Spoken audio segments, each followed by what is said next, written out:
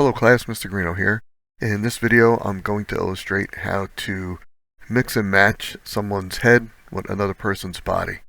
My goal is to do this, to have someone's head on someone else's body. So obviously this is Kevin Hart and that's not his body.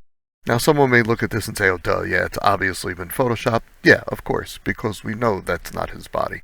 So we're just having a little bit of fun, and the fact that you can tell it's been photoshopped, well, yeah, that's pretty obvious. So we're not trying to trick anyone, we're just trying to have someone have a little laugh, right, when they see that.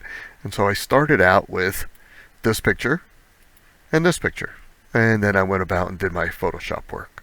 When you look up whatever you want to combine, you don't have to do Kevin Hart and a bodybuilder. Do whatever you want, have some fun. So now, when you go to choose a picture, if you click on a picture, never just save this picture. This is a thumbnail. These are all little thumbnails. They go to bigger pictures. Usually, or supposedly, you would think so. This picture on the bottom right says it's 960 by 960. It actually isn't. And the reason for that, well, I don't know the reason for that, but the way you know that is if you right click and say copy image address. I love to do this. I always do it this way. Then I paste it in. If you right click, you could say paste and go. And you can see it's a tiny picture. So you try and use that in Photoshop, it doesn't have good quality. It's not going to work good. So let's not choose that one. Up here you can even see it says 225 by 225. Okay, so we close that out. We look for a better one. So we click on this one. It says it's 1000 by 614. If I right click and say copy image address, open a new tab, right click, paste and go, well, it does look pretty big. It doesn't actually say the size up here, but it looks pretty big. So then you would right click, save image as, because now we know it's a nice big image, and that link, this link didn't bring us to another website with some fancy controls for clicking through one picture to the next with arrows on the right and left. It's just the picture. So you right click, save image, and then you save it. Okay, I'm not going to save this one because I've already got the two pictures I want to use. Okay, so the two pictures I want to use are already in my folder because I've done this before as a test, and I want to open them both in Photoshop. So now I can go to Photoshop and get rid of this one that I've already shown you. I could do File, Open, and navigate to that folder and click on Picture and say Open. That certainly is one way. Another way that I kind of like is just if I right click on this and say open with, right here, I choose Photoshop. If it's not on the list, I go to choose another app. If it's not on this list, I go down here to more apps, and then I choose it and say okay. From then on, it'll be on the list. So let's do that again. So from then on, it'll be on the list. Okay, it's just preference either way, whatever you like doing. You cannot double click on this because if you do, it'll open in your photo viewer. So you got to right click open with Photoshop. Okay, so now I have two pictures, but you look over here and say, wait, you only have one. Well, I have two. I have them open here on these two tabs. And the best way, well, I don't know about the best way, but the way I like to combine photos is I click here and I drag and I let go, and then I have it floating, a floating window. I click here, I drag, and now I have this floating window. And I want his head on top of his body, so then I can always switch around my layers later, but what the heck, let me click here and hold down my mouse and drag over. Click, hold down my mouse, drag over, there we go. And then what it does is it puts the two pictures together, one on each layer. So that's this picture right here. So this one I no longer need, I'll close that out. Now to get this back docked up top instead of floating, which you could actually leave it floating and just make it bigger and work on it there, but if you want it docked up top, you click here and you drag until you get the blue line. If you click maximize, it actually takes over the whole screen. You lose all your tools, so I don't think you want that. So let me restore that. Click here, drag until I kind of put it up there, and you see it kind of light up with blue all around there, the little blue line. You let go, and now it's docked again. So now we're going to, because I like to keep my originals, I'm going to lock this layer, the one that's selected. Then I'm going to Control J to jump it. And this other layer, click on that, Control J to jump that. Put my two originals down below, and the two I'm going to work on, that's a copy up above. By the way, if you ever get a layer that says index, it means it's protected and you can't use it. So what you can do in that instance, if you absolutely want to use that picture, because you could just find another picture, but if you absolutely want to use that picture, and you say, I want it to be about this big, you can just go click on the start button, go down to S. Windows 10 machines have this thing called Snip and Sketch. Click that, just click New, drag around here, and then basically you save the screenshot. Wherever that went, oh, here it is. And then you just save it, and then use that picture. So why people try and protect their pictures with that layer named index, I don't know. But if you ever see the word index over here, find another picture, because you can't jump it, you can't edit it, it's protected. So you could either find another picture or use the Snip and Sketch to take a screenshot, and then it's your picture and you can do whatever you want with it. So again, I don't know why people protect it, it's so easy to get around it. But anyway, there you go. So now let's do our editing. And so I think the first thing I want to do is resize his head, because obviously it's really big for this particular picture. So I got to click on this layer. There we go. Click on this layer, choose my opacity, turn that down, and then to resize him, you can move him around, but to resize him you use the free transform tool, which you can get by going to edit, free transform. But notice there's a shortcut, Control T. We use this a lot, so remember that shortcut. Hold down Control, tap on T, it brings up the free transform handles. And so I can drag like this to resize. It's still a little big. If you grab the middle ones, well, kind of thought that would change the aspect ratio. Doesn't on this one for some reason. Sometimes when you drag it this way, it'll like squish it. So I like grabbing the corners so I know it doesn't.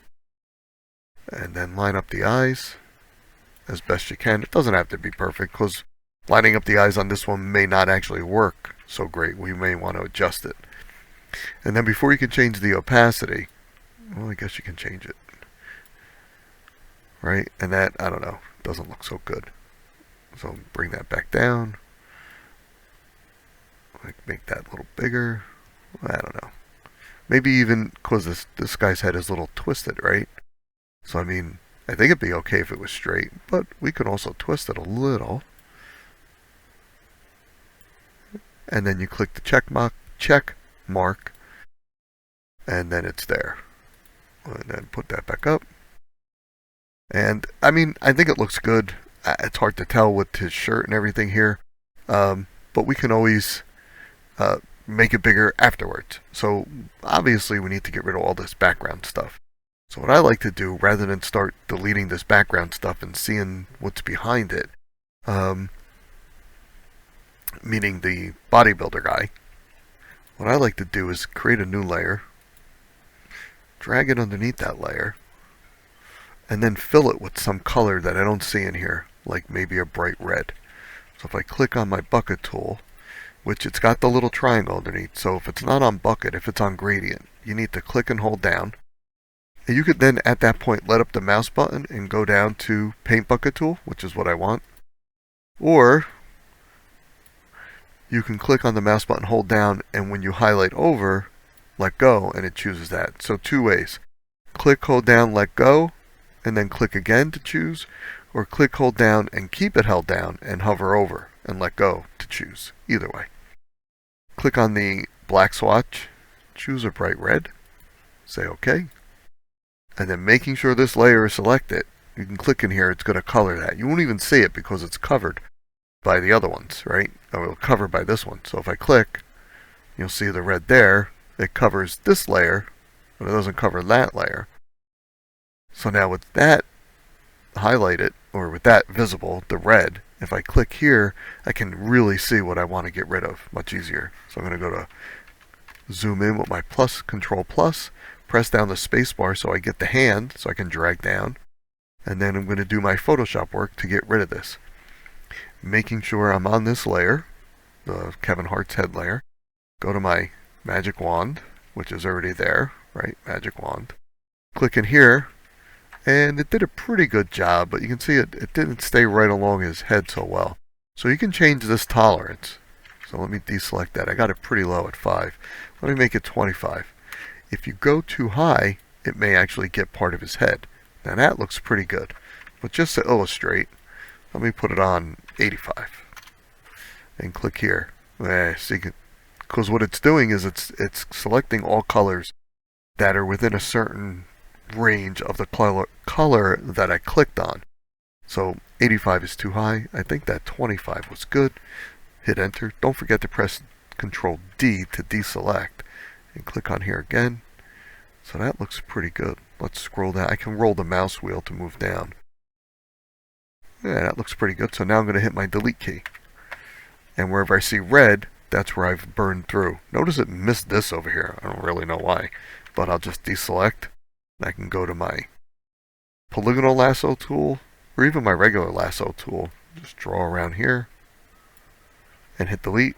And get rid of those 2 dots. And go back to the magic wand. Now obviously this white and this gray is not going to work so good with the magic wand, but let's see. So that's pretty good. I mean, it stayed away from his head here. Well, we can do that separately. So I'll click here and delete. Control D to deselect. Click here. And see, now it's having a hard time between this black and the color of his hair, and it's getting rid of all that. So that's no good. What if we put this down to like 10 and click here? You don't really like that either. And I'll put it to 5. And sometimes what this is showing is, hey, the magic wand can't always do its magic. So let's see. Let's click there. You can see it's very spotty now because some of the colors weren't close enough. So I'm going to have to go back in and touch that up. Or really, I'll just Control Z to undo, Control D to deselect. I'm going to have to do that manually. No big deal. Even this up here, I'm suspecting I might have to do manually. Let me click that so it doesn't get all the white. Control D to deselect. I'll put this up to 25. Click in here. It still doesn't get it all. So you know what? I'm getting frustrated with the magic wand. So I'm just going to do the rest manually. And so that would be the lasso tool. And I love the polygonal lasso tool. So it lets me approximate arcs with straight lines. And remember, you can see this all jaggedy over here along his head of his hair, but we're zoomed really far in. When we zoom out, no one's going to notice that. So I'm going to click out here because I like to see my line. Then I click here. Rather than clicking right where I want to do my editing, this way I can just have a tail of the line. Helps me see where I'm going. It's kind of a preference. And I'm clicking all the way along here. Why am I clicking over and over again? Because if I make a mistake, if I go out here, if I go in here and I click, I got to start all over again. So if I'm all done and on my last click I mess up, well, then I got to start all over again. So little clicks I could undo instead of like a big click. And then go out to here and then hit delete. And that got rid of it. Then Control D. Scroll down a little. Yeah, I know I see a little white here, but again, you're not going to see that later. So now I got to get rid of this. So I'm going to click here. Just keep clicking. Little clicks are better because it more closely approximates the arcs of his head, the roundness, obviously, going around the ear. More clicks are better than less clicks.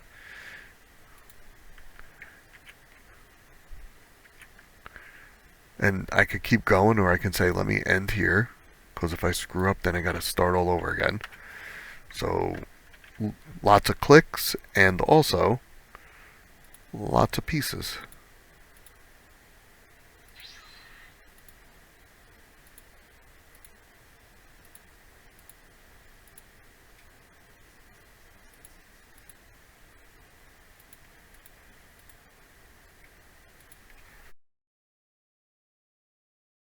Okay, so you can see this is going to take me some time.